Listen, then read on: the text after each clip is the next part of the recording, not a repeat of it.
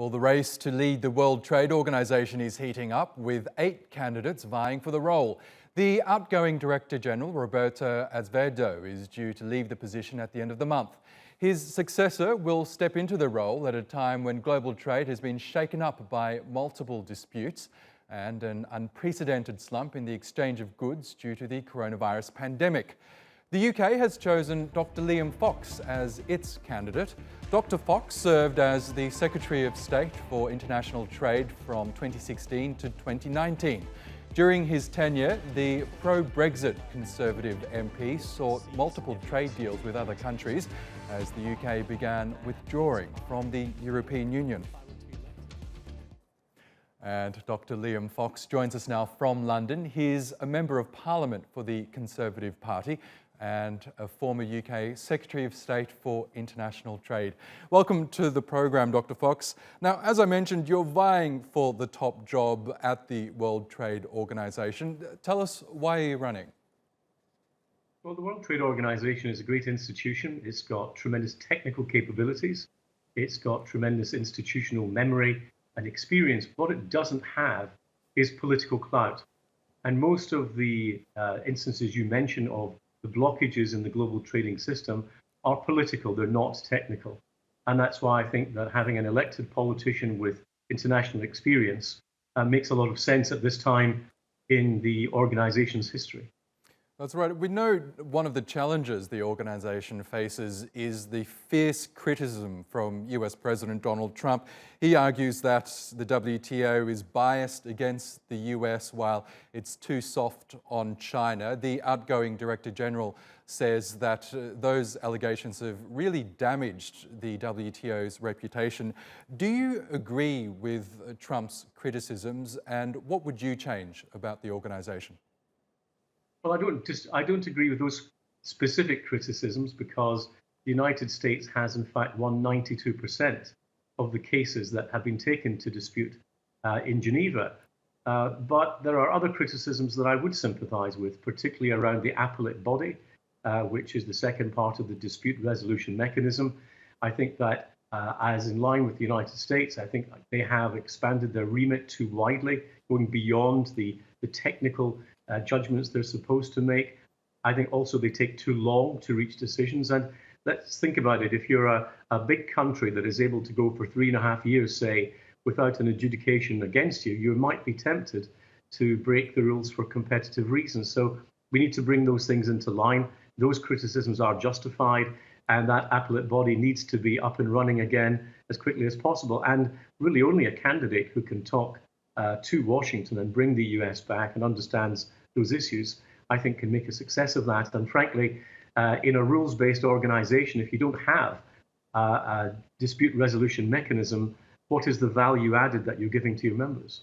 Now, we know you have ties to some members of the Republican Party over in the US. Do you believe that you could win the support of the Trump administration for your candidacy? Well, there's more than the administration, of course. There's a very strong opinion in Congress in the US across both parties that there need to be reforms in the WTO. But underneath that, I still think there's a very broad consensus that a multilateral trading system with a rules base is the best way forward, because the alternative to a rules-based system is going to be a power-based system, which is not going to be to the advantage of anything other than the very most powerful countries in the world. And countries like the United Kingdom, other European countries, countries like Turkey, are actually dependent on there being a rules-based system to prevent us having to live in the economic law of the jungle. You were one of the more prominent Brexiteers calling on the UK to leave the European Union. Do you think that position might hurt your chances in terms of winning support from EU governments for your bid for the top job at the WTO? Well, there is no EU candidate in this race, and I think that the agenda that I set out on everything from the rules-based system to sustainable development to the rights of women in trade, I think are very much in line with the sort of agenda that a European Union candidate would have had they been in this race. And I would say, as I have said in the 60-odd bilaterals that I've had, that it's not the address of the next DG that matters. It's the agenda that they bring with them. And perhaps even more importantly, their ability to deliver on that agenda. And we're talking about the future of the global trading system over the next 4 years, possibly the next 8 years, under the tenure of the new DG. So I think we have to understand the magnitude, the historic nature of this decision. The word existential is used too often, but I think that we are facing an existential crisis at the WTO and in global trade. And if we don't put it right this time, who's to say that by the time we get to the next DG election, that it matters at all? Even before the onset of the pandemic, there was always a huge question mark as to whether or not the UK would be able to seal a trade deal with the EU, and that the UK would invariably have to ask for an extension to the Brexit transition period, which expires at the end of the year. I mean, given the fact that we are in the middle of this health and economic crisis, the UK will have to ask for an extension, won't it? Well, it won't have to. And I hope that it won't have to, because an agreement can be reached. And I think, and you refer to this point of the impact of the COVID pandemic, I think there's now an additional reason why we should want to see the UK and the EU reach an agreement. It's not just for the benefit of the two parties concerned, although that is obviously important, but I think it's important in terms of the signal it would send to the global economy at a time when we sorely need an improvement in confidence. If we got that agreement between the world's fifth biggest economy and one of the world's biggest trading blocs, I think it would send very positive signals around that global economy. And so I hope that all those who are negotiating that on behalf of the UK and the EU understand that perhaps there's an extra weight of expectation on their shoulders now, and that to deliver an agreement would actually be one of the strongest signs that could be sent to the global economy that there is hope in the post-COVID period. We know, sadly, the UK is one of the countries that's been hardest hit by the coronavirus outbreak. It has the fourth highest number of deaths, with more than 46,000 people who have died from COVID-19. Was Prime Minister Boris Johnson too slow to respond to this crisis?